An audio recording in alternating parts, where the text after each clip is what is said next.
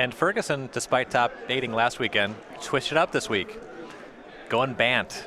Yeah, switching up his deck after that. You see Tenjum 7th currently in the Season 1 standings. I have to think that after this weekend, Andy Ferguson is going to be ranked as well. Oh, certainly. As we are underway, both players are going to trade some fetch lands to start the game. Evolving Wilds for Tenjum, a Flooded Strand for Ferguson. Now, Andy's deck is a bit of a throwback in that it's playing the Death Mist Raptor Den Protector package, which we haven't really seen for a while. No, this deck and Jim Davis, two of very few players that are still incorporating this package. It was very good for Andy earlier, and a big thing that Death Mist Raptor does for your deck, not just that value plan, but just the fact that you always want to find 2-3 mana creatures on your collected company. Gets the most power on the table, gets the most potential value. So it'll be Tenjum out of the gates first, cracking a Wooded Foothills here. Remember, this is actually, their Jeskai Black build is very aggressive. Heavy amounts of burn, does play copies of Seeker of the Way and Mantis Rider both in 4-ofs, and it's going to be Seeker of the Way on turn 2. What they're really looking to do is go Seeker of the Way into Crackling Doom on whatever creature you play, beat down, and then just Jeskai Charm you out of the game. Den Protector, the turn 2 play from Andy Ferguson, and just playing it face up as a 2-1. He would like this to be able to trade with Seeker, though. If Andrew just leaves up mana and attacks into the Den Protector, it's going to be a tough call for Andy. The thing is, almost every spell that Tenjum could cast this turn just kills the Den Protector anyway. The only thing that's really problematic is if Tenjum just plays an island or an untapped blue source, attacks, and then just casts Jeskai Charm. At Andy for 4 damage. Correct. So he does play a Flooded Strand and attacks, so that's the scenario you talked about. We're going to see if Andy's willing to call. If you're going to play Den Protector face up, yeah, he's going to call. He'll make the block, and Andrew bins the Seeker of the Way. Yeah. Suggests strongly to me that Tenjum does not have a Jeskai Charm in his hand, though this is far from the stages in the game where that information is very helpful. Well, that's a great block then by Andy. Yeah, sniffs it out, says, do you have it? If you had a removal spell, you probably should just main phased it here. It's going to go get Prairie Stream. We'll see if Tenjum has a follow-up 3-drop. Seems unlikely. Could be a Jace. This is the first turn that he's had blue mana. I think that's exactly it. Tapping 2 for Jace Vryn's Prodigy. I'll pass back to Andy. Both these decks, different takes on Jace decks. And here's where we see why we have face-up Den Protectors. No third land for Ferguson. Yeah, he's going to be stuck on 2. He'll play another face-up Den Protector. The first one he managed to get value out of by trading it for Seeker, but this is a problematic situation because it's not a Seeker, it's not just damage, it's card advantage he's going to get buried in, and that's much harder to come back from. Absolutely. And Jace is flipping, so Tenjum is up a Planeswalker. Yeah, Planeswalker and 2 lands. He discarded Reflector Mage to flip that Jace. Yeah, you don't really want a Reflector Mage Den Protector. Not right now. I mean, interestingly enough, if you Reflector Mage a face-up Den Protector, your opponent can face down at the next turn. Yes. Jace will plus up to 6. It'll shrink down the Den Protector. Now, this is something I know Jeskai Black doesn't normally do, especially not Tenjum's build, but if Andy's continued to be stuck on lands, how do you feel about trying to build up to a Jace emblem? Seems like a solid line. You control the only thing that Ferguson has going for him. You shrink that Den Protector to 0 power, and you just build towards the emblem. Yeah, it's not like Andy has any removal or burn to take down the Jace. The only non-creature spells in his main deck are Collected Company, Dromoka's Command, and Ojutai's Command. Particularly not good at playing against Planeswalkers. Yeah, and there's also just the fact that Tenjum has nothing worth flashing back. And not enough mana to really cast most of his spells twice. We're well off of Jeskai Charm, so no reason not to be plussing the Jace anyway, and then when you get into that loyalty range, start considering that ultimate. Yeah, maybe you want to go ahead and do that. It will be an end step, Dig Through Time for Andrew Tenjum. And Dig Through Time, good one to cast again out of the graveyard, but it does get a little difficult when you empty as much of it here. Yeah, and he did hit his third land. It was a copy of Lumbering Falls. Obviously could not attack with Den Protector as it was a 0-1. Dig Through Time. Now, normally we're seeing Jeskai deck, right now Jeskai decks go toward cards like Treasure Cruise, opting for, when they're a control deck, it seems like they want this critical mass of cards. You know, a 3 is better than a 2. Now, in a deck that's more burn-oriented like Jeskai Black, we're seeing them go over to Dig Through Time. Yep, with the other builds of the deck, with the Painful Truce and the Treasure Cruise, they just want to draw as many cards as possible, try to interact with you on every turn. With the Jeskai Burn deck, you really just want to find the spells that actually end the game. 5th land from Tenjum. He'll go ahead and crack a Polluted Delta. And so the Jace at 6. We'll see whether he puts it up to 7 or whether he wants to double up on one of his cheap spells here. Yeah, there's not really a lot that you'd want to cast twice here, right? There's no need for 2 Fiery Impulse, so we won't see it for there. I have a very strong suspicion that we're just going to see a plus on the Jace again. So it'll inch closer toward that emblem. At 3 mana for Tenjum, it's going to be a copy of Jeskai Charm to put Den Protector back on top of the deck. Now remember, Andy does not have another land, so this is a big play. Yeah, and we were talking about how it wouldn't be great to Reflector Mage the Den Protector earlier. Forcing him to redraw and commit mana when he can't morph it back up actually seems pretty solid. Absolutely. So Ferguson is going to draw the Den Protector. We'll see if that's the recast he wants to make. He, of course, does not have a 4th land. Mm-hmm. And there's concern that if Andrew has more Jeskai Charms, Andrew could just keep Jeskai Charming Andy's play. Yep. Andy's deck is not short of options for 3 mana spells. Reflector Mage is pretty strong here. Still is not going to allow him to pressure the Jace, and it's getting pretty appealing to just go ahead and ultimate that Jace and just do things like Jeskai Charm or whatever creatures Ferguson plays. So we're back to Tenjum here. He has a Telepath Unbound on 7. And this may be the centerpiece of Tenjum's strategy now. You see there at 9, he gets an emblem with whenever Tenjum casts a spell, Andy Ferguson will have to put the top 5 cards of his library into the graveyard. And so let's put that notion to bed. All right, we're going a different line. Jace -3s, gives the Jeskai Charm flashback, and puts the Reflector Mage back on top. He could not recast the Seeker of the Way that turn because it had been reflected. Mm-hmm. I'm quite curious what's in Tenjum's hand here. The fact that we're so aggressively using these Jeskai Charms to top deck creatures, it suggests that he's probably lacking a lot of what he actually needs to win the game. Well, and I'm still surprised at the same time that he didn't try to build toward an emblem. I mean, he must not have had any blocker or removal for the Reflector Mage for that play to make sense. The Jace itself checks the Reflector Mage, though. It can't attack Jace just by plussing the Jace. Yeah, I guess that is a surprise then. So now he'll get to cast Seeker of the Way. That one had been reflected the previous turn. Jace will start ticking up again, going to 5. And here's exactly why you might see Tenjum get punished if he goes for the emblem. This instant speed Bounding Krasis adds another body to the board that can pressure the Jace. And that was play, so it'll come into play, it'll tap Seeker of the Way, and now we go back to Ferguson's turn. Krasis has an open avenue of attack at the Planeswalker. Can Tenjum defend it? We will see. He doesn't have Spell Mastery just yet. Only Dig Through Time in the Yard. Correct, yeah. Plenty of mana, plenty of cards in hand. Odds are high that he has something. Cracking the fetch here amplifies my beliefs in this. We'll see just what the play is. Now, removal-wise, Tenjum has Crackling Doom, Fiery Impulse, and Jeskai Charm. So we're thinking perhaps a Crackling Doom here. Yeah, and finding the red mana, maybe we're looking to Crackling Doom and follow up with an Impulse on anything that Ferguson plays. Could have an Impulse. He also has 2 main deck copies of Dispel. Leaving up the blue mana here. All right, so Crackling Doom. Now, Andy, if he has another Krasis, could flash it in right now. Yes.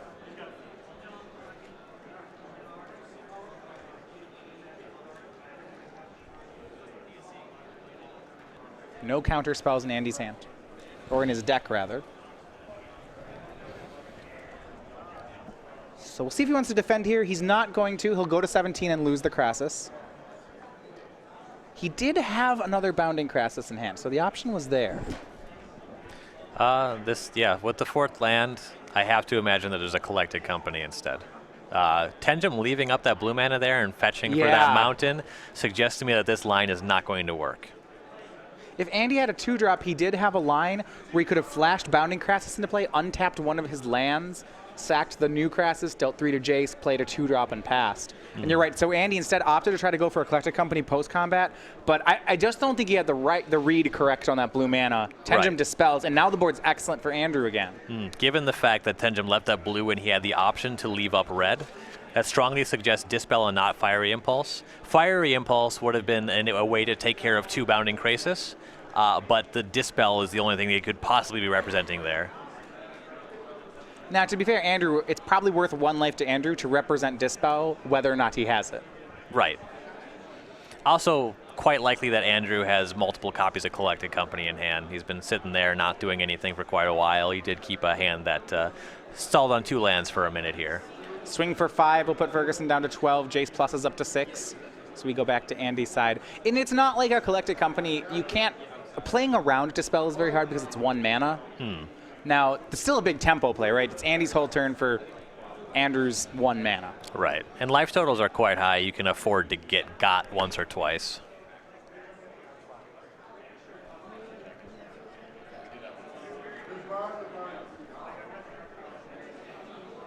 And we see Ferguson pass the turn. Oh, there's a 0% chance, yeah. He's not on no action. Tenjum will swing again. Here's the Collected Company. Does Andrew have a second Dispel? He does not, so creatures will come into play. We see Sylvan Advocate, Deathmist Raptor, Bounding Krasis, Den Protector. What you really wanted to find here was a Reflector Mage to bounce that Mantis Rider. The Krasis is a little less good now that attackers have been declared. Yeah, there is this spot where you don't, are you supposed to collect the company at the beginning of combat or after attackers? Worth noting that with the Vigilance on the Mantis Rider, at least the Krasis will tap it as a blocker, so you can get that Jace off the table if you get 6 power here, and Tenjum has no way to kill it.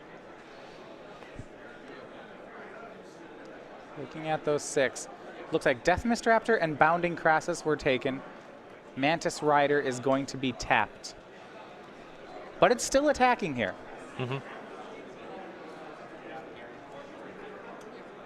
I have to imagine with life totals this low that Ferguson's going to throw one of these creatures in front of the Seeker. Well, we'll see if he gets the chance to. Andrew's going to go ahead and tap 3. He will Jeskai Charm the Deathmist Raptor to the top of Andy's deck. He'll Crackling Doom him here as well. This is a very aggressive line from Tenjum. Down to 10 off of Doom. Off of Doom. Now it's 7 more off the creatures in play. Ferguson's going to be down to 3 here. Yep. The Jace is lethal. There's a Jeskai Charm. Yeah, Andy's going to have to kill it this turn. He could have Dromoka's Command to stop the Jeskai Charm, but he can't stop the Jeskai Charm, Mantis Rider, and Seeker. All 3 would be lethal, and game 1 does go over to Andrew Tenjum. Too much happening there for Ferguson to overcome. That stalling on lands early was kind of the story of that game. Yeah, it really just put him behind on tempo. So game 1 for our Jeskai Black player, Andrew Tenjum, as we move over to the sideboard, looking first at Andy Ferguson playing Bant Company. He's got some Arishan Clerics, Disdainful Strokes, Dispels, 2 Frostwalker. That one's a pretty interesting one here. Yeah. A Harbinger of Tides, a Silk Wrap, and a Valor Stance. What do we like in the matchup? Love Dispel. It's just insanely good in this matchup. The rate is quite good. Tenjum's going to be trying to Dispel your Collected Company and is going to be casting a lot of 3 mana instants here, so you get a great rate trading on that. Disdainful Stroke really does not have the number of targets that you really want for that. Mostly we're looking at Dispel. Silk Wrap is good because your opponent is a J-Stack and they have Mantis Rider. Probably not Valorous Stance. I think it's a little too inefficient for what you're trying to do. Then on Tenjum's side, the Disdainful Strokes actually matter a little bit more. You're tagging Collected Company, and Ferguson does have 2 Dromoka's commands, Orgitized commands that you can hit with it.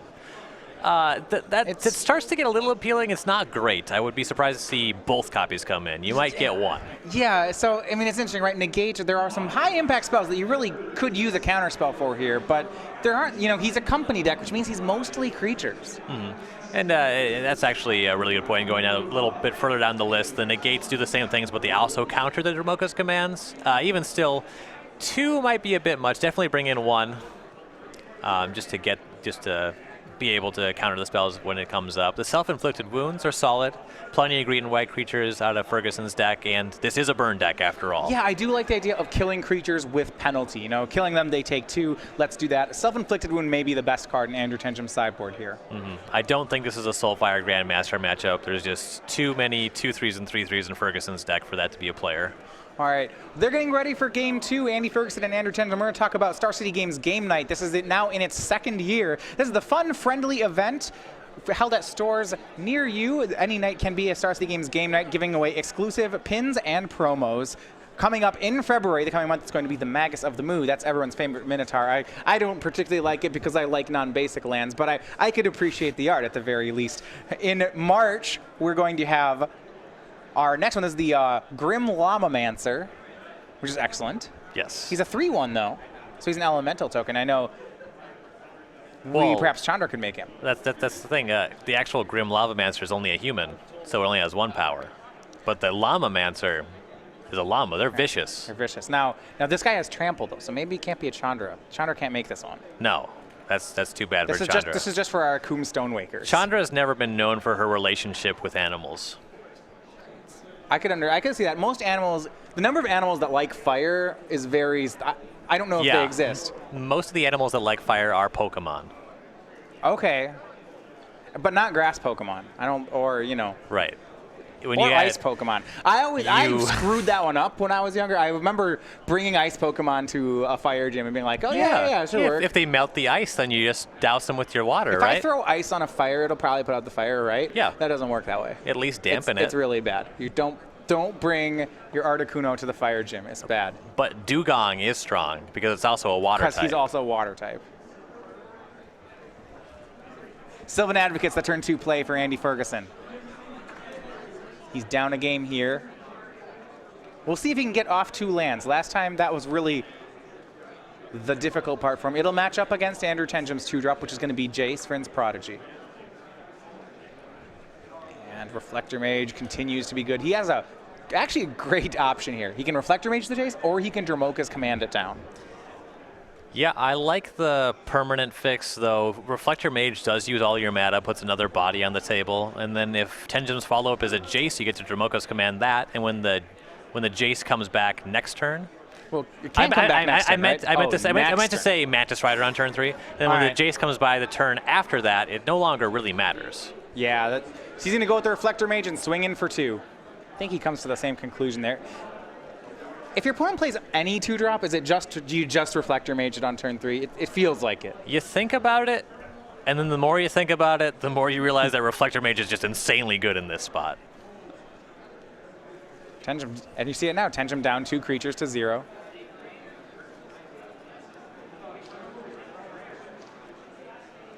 Two 2/3 creatures. Tenjum not yet being a Spellmaster, can't deal with that. Sideboard, he has some roasts. Those are sorceries. Passing the turn suggests that they are not there. Swing for 4 will put Tenjum down to 14. See a lot of options. No 4th land for Ferguson. And he actually had choices. He could have played Den Protector, Death Mist Raptor. It looks like he's going to leave up Dromoka's Command mana instead. Yep, and he actually is off double green for the Raptor, which is unfortunate. 3 lands and being off of one of your 3-mana spells. Yeah, I mean, you could do it face down. I don't think no one's really interested in that. Right. You know that Tenjum has a Jace. There's no way that he's just not going to do anything. He didn't kill your creatures. You know, you can at least fight over a burn spell with the command. It can prevent damage from a burn spell, or you just kill a creature. So here's a big opening for Ferguson. Andrew Tenjum taps out for Jace Vryn's Prodigy and for Seeker of the Way. So Ferguson, first of all, he gets to take one of them out. He gets to end step Dromoka's Command down one of the creatures. Now, I think the added bonus is that if Ferguson draws a land this turn, he will have a collected company that he knows will resolve here. Yes. Great opening. Does he find the land? And he's aggressive. Look at that. He chose to get rid of Seeker of the Way instead of Jace. And then the draw Wooded Foothills for the turn. I mean, you fire off Coco while you can, I think. Absolutely. And on this board, I do like fighting the Seeker more than the Jace. The Seeker is actually quite good in any racing situation. You know, the lifelink and the prowess allows it to actually battle reasonably here. The Jace takes some support. We have not even seen a single spell out of Andrew yet. Yeah, 1 card in the graveyard. Jace is a ways off from doing anything. You know, your worry would be that Jace would start, you do Fiery Impulse, Flashback, Fiery Impulse, or things like that. Mm-hmm. 4th land, and he's actually just going to play Death Mist Raptor with a blue mana up. All right, puts another body on the board. He has a Dispel in his hand. Yeah, it's not too shabby. He has Tenjum down to 9. Yeah, far enough ahead where just getting this creature in play and fighting over a removal spell might just be good enough. And he just has the option to main phase the Collected Company next turn. If Tenjum does something like removal spell, you dispel it, and then he dispels back. Tenjum's tapped out again. Well, Andrew Tenjum's going to look for some answers. One thing about Jeskai Charm, it can be a very powerful card, but it does not play well from behind. No.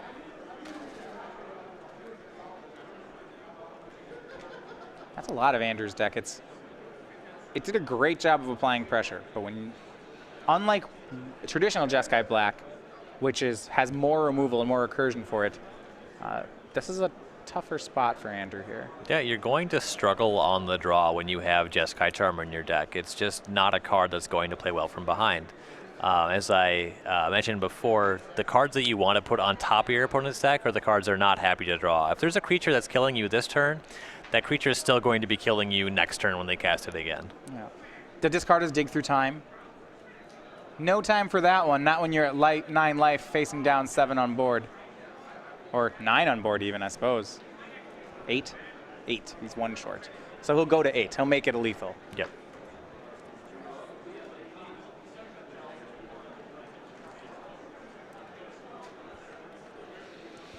Tenjum's up to something, though. Yeah, check for a sideboard. Does he have something like a Crux of Fate, a Sweeper? Nothing like that. If he's boarded in the Soulfire Grandmasters, he might be able to kill creatures while gaining life here. Yeah, Soulfire Grandmaster into Roast would be great here. Looks a lot like Crackling Doom leaving up counter magic. Well, Andy will just dispel the Crackling Doom. If Tenjum does not have a counterspell, he is dead on the board. He needs a counterspell or removal spell. He has nothing. Yeah, I mean, and even if he did have a negate, I don't even know that he wants to play it here to show that he has that out of the board. Right. You're kind of pretty close to dead, yeah. So 1 game apiece, Ferguson and Tenjum. This one is 4 top 8. As we go back to the board. Reflector Mage bouncing Jace on turn 3 is really where it all began that game. Yeah, that was a big tempo swing. Yeah, and one that Tenjum never came back from. Kind of mentioned it before, and I think when Ferguson has those kind of starts, and Sylvan Advocate into a Reflector Mage, it's going to be hard for Tenjum to get onto the board with this deck. Especially with Fiery Impulse as your 4 of de facto early removal spell. If your opponent's just full up on 2/3s, you have to do some work to actually kill them with that spell. So Andrew Tenjum, currently 7th place in our Season 1 standings. Part of Team Lotus. This is the first team that's really come as a group to test together and play for our events. From Madison, Wisconsin, he has 8 open top 8s with 1 win, including an invitational top 8. One of your teammates, actually, for the more recent Pro Tour, right? Yep. He was kind of boring when it came to deck selection there. He played Obzon at the Pro Tour, but spicing it up a little bit this weekend. I like to see that a lot better. Very disciplined guy. Plays the deck, sticks with it, figures out the best build, so I'm sure that he's been playing a lot with this deck. So if you spent time with him testing, then I have to know, is self-proclaimed #1 Taylor Swift fan in the world. How do we feel about that claim? In Vancouver, he purchased tickets to see Taylor Swift the day after playing day 1 of the Pro Tour. All right. So there's some claim to it. This is a loosely verifiable fact. This does not slate him in as the #1 fan in the world, but it's puts him ahead of most of the people that would claim this title. All right. Well, anyway, he is playing 4 top 8 this round. He needs 1 more win. It did not get game 2, but he'll be on the play for game 3. So the Magic Pro Tour and Taylor Swift in the same city. Actually, it was after day 2, I remember, because we had to test for Stefan Barrios made the top 8, so we wanted to test the matchup for him, and Tenjum had already purchased a ticket for Taylor Swift, so he did not do any playtesting with us. Wow, what a teammate. Yeah. Pretty much scum.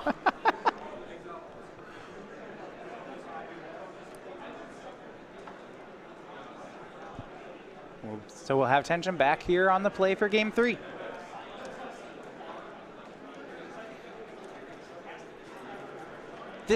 Being on the play, I think, gives him some insurance against these early Reflector Mage starts, the kind that can beat him up. Yep. Turn 3 Reflector Mage on Jace is not as good. There's also just the chance that you have gone Jason to Mantis Rider before that even happens. Players will trade lands to start out for Tenjum. Evolving Wilds will get cracked into a island. Turn 2 Jason waiting for Andy Ferguson.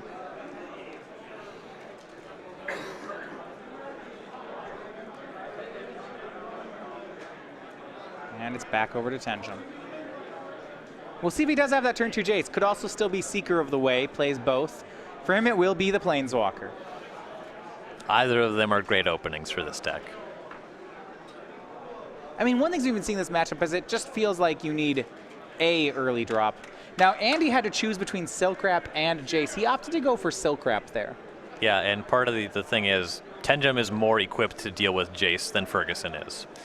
So you want to kill his Jace because there's a chance that yours doesn't survive, and you know you're giving him at least one draw by passing the turn with the Jace in play. And this is a one of Silk Wrap out of the sideboard for Ferguson. We talked about how little removal he has. Just like he drew it up, no follow-up creature.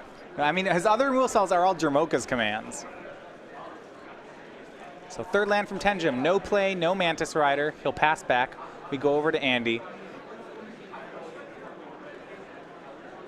He doesn't have to worry about Crackling Doom here. That island will make that impossible. Yep.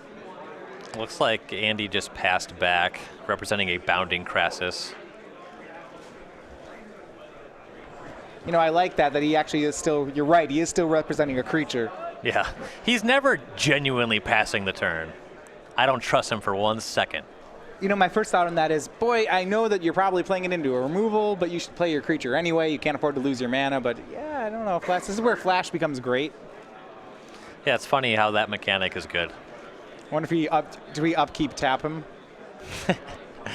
Reminiscent of, you know, go back to Modern. Yeah. Exarch your land. Yeah. Untap, collect a company, practically Splinter Twin. You get more copies. Land go from Ferguson. He's going to, if he taps that island, there's no counterspell from Tenjum. The fetch land he played was Wooded Foothills. Yep, red and green do not like blue. Allied lands.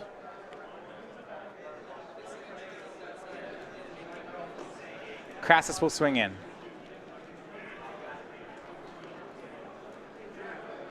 Tenjum down to 16. Yeah, actually, Bounding Crassus, unlike those Exarchs, can only tap creatures. Okay, that makes sense. I suppose. Wow, new design. We can't mana screw people with our creatures. Well, the thing about Deceiver Exarch and Pest Hermite is being a fairy and in Exarch, whatever that is. I assume it's a magical creature is what I'm getting at. A fish lizard, it makes sense that it could interact with the creature. It doesn't really make sense that it could do magical things to tap a land. Well, a fish lizard could interact with your island. That's true. It should be able to tap a creature or an island. Yeah, which is what he'd want to do here. Yeah.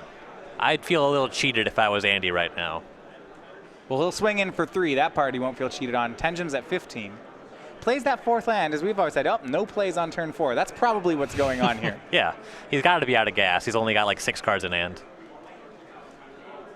In his all creatures deck, 6 cards in hand, 4 lands. Probably just didn't have a play. Yeah, building up to like a Dragonlord Jermoka. I like that card. That card would be good against Jeskai Black, too. Not good against this card. Self-inflicted wound is the play from Andrew Tenjum. And I think we might see a Collected Company in response. Yeah, find something worse to sacrifice.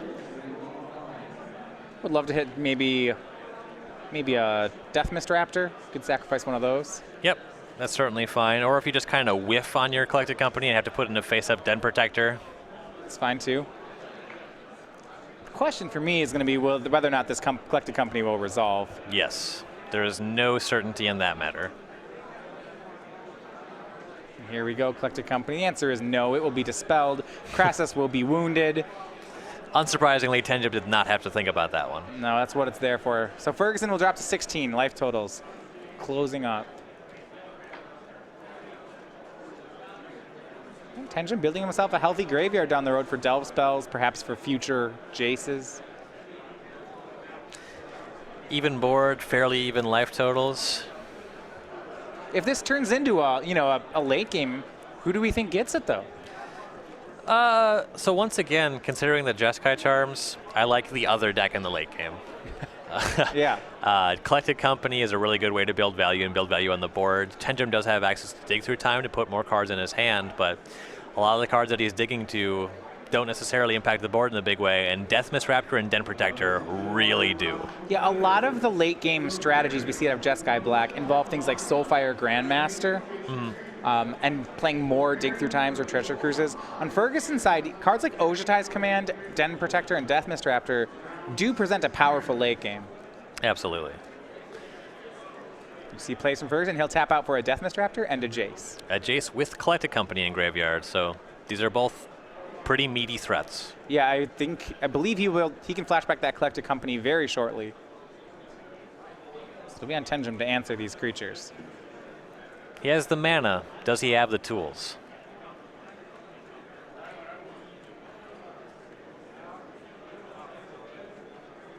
That's gonna be the question. If Andy can resolve a Collected Company, that's where things will start getting out of control for Tenjum. Absolutely. There's no huge way for Tenjum to catch up on board. He just has to find enough spells and the right kind of spells to clear everything that Andy does. Well, he does have his own cards like Goblin Dark Dwellers. And see, Jeskai Charm will put Jace on top of the deck. Here's Evolving Wilds. Here's a Jace of Andrew's own. Not bad. That could do work. So Ferguson is forced to draw Jace. Looks like he has another Collected Company in hand, though. Tenjum is tapped out. Yeah, it looks like Collected Company, land, Jace. The land puts him at 6, so he can do both of those things. This might be a very good turn for Ferguson. Yeah, I mean, so that was an interesting situation. He could have Upkeep Collected Companied if he didn't want to draw the Jace here. Yeah, it also guarantees the hit of at least the Jace.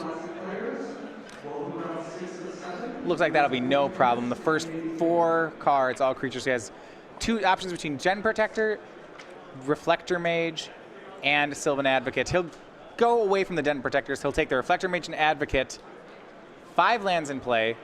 I think I like redrawing this Jace because this one, it gets him 2 creatures that can beat down, and he has a Jace on top of it. Yeah, plays land 6 for Sylvan Advocate. And we'll see if he wants to commit the Jace as well. Is everybody in, or is he going to hold back? I mean, you're already so committed, right? Yep, last card in hand is Jace. So Andy Ferguson, empty-handed, but look at the board he has. 4/5 Advocate, 2/3 Reflector Mage, 3/3 Death Mist. It's 9 power on the board. He has Tenjum down to 11. Very good position for Ferguson. This Collected Company deck's just so dangerous.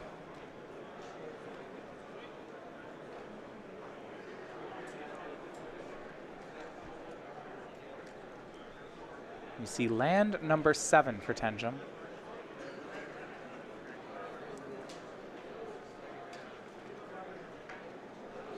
This looks a lot like the build-up to a dig through time. Yeah, he'll want to fetch first if he's going to dig through time because he has some silver bullets in his graveyard that he wants to keep there in case maybe he hits a Goblin Dark Dwellers. Mm-hmm. Get the land out of your deck, too. When you're seeing that many cards, small edges like that do matter.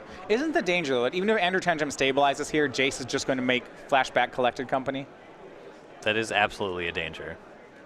It's going to be Goblin Dark Dwellers putting Jace on top of Andy's deck. Yep, got to do something about that Jace. And here's another Jace of his own, but note, that was Reflector Mage, so Andrew cannot play it. So Tenjum at 10, starting to stabilize, or at least trying to. Mm-hmm. The Dark Dwellers at least gets him on the board in a relevant way. Deals with the Jace for a turn. So back to Ferguson, seeing how he wants to attack. For sure, the Advocate and Deathmist are coming in. The question was whether the Reflector Mage would. It did not. Yep. So Deathmist trades with Dark Dwellers. Advocate deals 4. Tenjum goes to 6 and gets a Jace. Another great turn for Ferguson here. He's so far ahead with the fact that the Advocate is larger than the Dark Dwellers, forces a trade with the Deathmist Raptor, and next turn the Reflector Mage Sunline to attack for 2. Well, and that just shows such a great matchup. So Dark Dwellers, you know, it's a card advantage card at its heart. And why I think it's been so impressive is that 4/4 is a sizable body on top of your card advantage. But when your opponent has a 4/5, that takes a lot of the punch out of the Goblin Dark Dwellers. Yeah. When the 4/4 body starts to look like it just doesn't matter, you're in trouble. Dramoka's command from Ferguson will be too much, so that will take game 3 for him, and in back-to-back weekends, it looks like Andy Ferguson will be making the top 8 with Collected Company. Really impressive stuff. I like this deck that he has presented this week quite a lot. Yeah, so Bant Company switched it up, decided that Reflector Mage might just be too good to not play here, and it shows it in the match against Andrew Tenjum. So for Tenjum, it's a drop to 11-3. Middle of the standings for him, it'll be... I think with a win, he has a shot at top 8, but it's going to be a sweat for Andrew regardless.